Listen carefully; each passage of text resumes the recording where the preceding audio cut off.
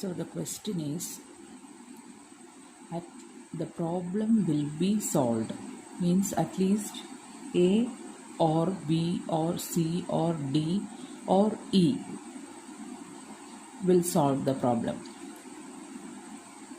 So that means at least one of these 5 students will solve the problem.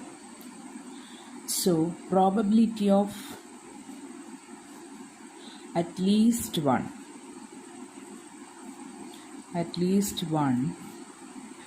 is equal to 1 minus probability of none. Probability of at least one is equal to 1 minus probability of none. Okay, 1 minus probability of none means how can we calculate probability of none? Means no one solves the problem. That is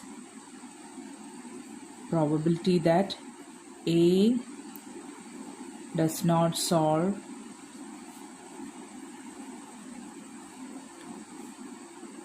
and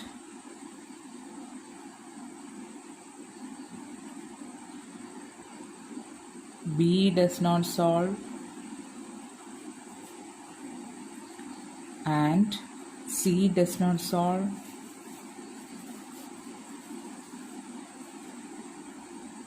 and D does not solve and E does not solve. You don't want to write all these in details. Probability that A solves the problem is given in the question, that is 1 by 2.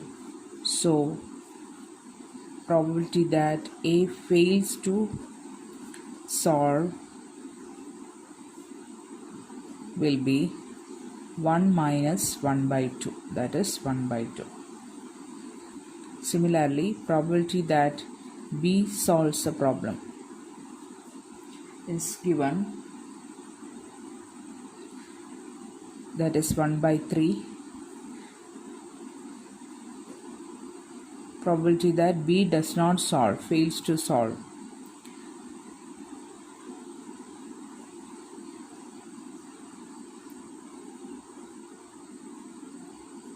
is 1 minus 1 by 3, that is 2 by 3.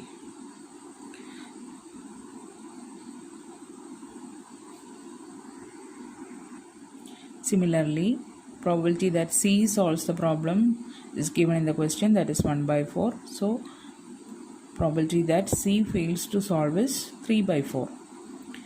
And in the case of D, probability that D fails to solve is 1 minus 1 by 5, that is 4 by 5. Similarly, probability that E fails to solve is 5 by 6, that is 1 minus 1 by 6, 5 by 6. So, since all these events are independent, because the question is given to 5 students, they are solving this problem independently and there is no dependence between them. So, since these events are independent, probability that all the 5 students will fail to solve the problem is P of A complement, means 1 by 2 into 2 by 3 into 3 by 4 into 4 by 5 into 5 by 6. Okay.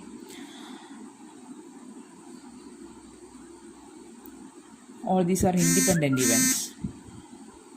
So the final answer will be 1 by 6. That is the probability that all these 5 students fail to solve the problem. Okay.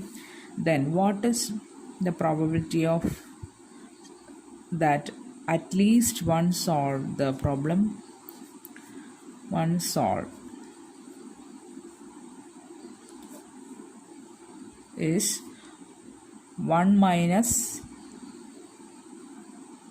probability that none solve the problem. that is equal to 1 minus 1 by 6. That is 5 by 6 is the answer. Okay.